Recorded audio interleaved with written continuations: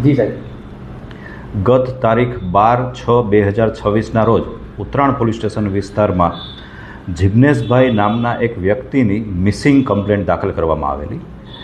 ત્યારબાદ જિગ્નેશભાઈના mobile phone પરથી તેમના પત્નીને 50 લાખ રૂપિયાની ખંડણી માંગતો મેસેજ આવેલો, જેમાં જે મિસિંગ પર્સન છે જિગ્નેશભાઈ, તેના બદલામાં 50 લાખ રૂપિયા બેંકમાં જમા કરાવી જવા, અન્યથા જિગ્નેશભાઈની લાશ મળશે તે પ્રકારનો ધમકી ભરેલો મેસેજ મોકલવામાં આવેલો.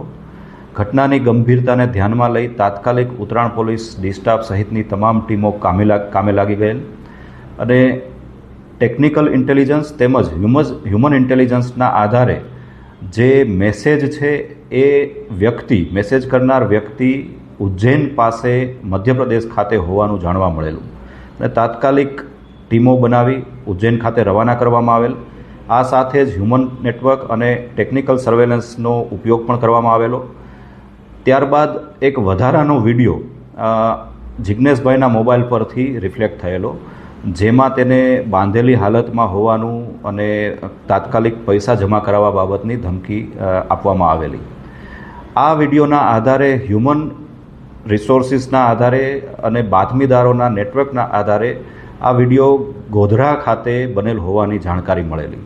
તાત્કાલિક ટીમ દ્વારા ગોધરાની હોટલોમાં તપાસ કરતાં જિગ્નેશભાઈ મળી આવેલા. તેની પૂછપરછ કરતાં જાણવા મળેલું કે તેઓ પોતે 50 થી 60 લાખ રૂપિયા સ્ટોક માર્કેટમાં ઓપ્શન ટ્રેડિંગમાં ગુમાવી ચૂકેલા અને તેને કારણે પોતે ખૂબ ખોટમાં ગયેલ હોવાથી પરિવારજનો અને અન્ય સગાવાલાઓ તેઓને મદદ કરે તેવા હેતુથી ખોટી રીતે આ પ્રકારના મેસેજ કરી પોતાનું અપહરણ થયાનું નાટક ઊભું કરેલું. આવા જ ન્યૂઝ જોવા માટે તમારા પ્લેટફોર્મ એવા yournews.com સાથે જોડાયેલા રહો. લાઇક, શેર, ફોલો અને સબસ્ક્રાઇબ કરવાનું ભૂલશો નહીં.